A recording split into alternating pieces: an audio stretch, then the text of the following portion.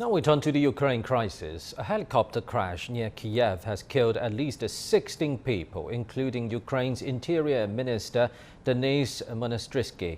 Wednesday's crash in Brovary also killed the minister's deputy and injured 30 others. Meanwhile, Russia reports a successful offensive in Donetsk. Russian Foreign Minister Sergei Lavrov, in his annual press conference, says he has not seen any serious proposals from Western nations that would allow for negotiations.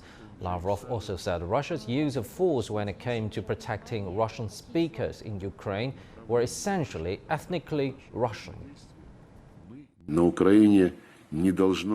There should be no discrimination, persecution in Ukraine against our compatriots, who by chance happen to be Ukrainian citizens.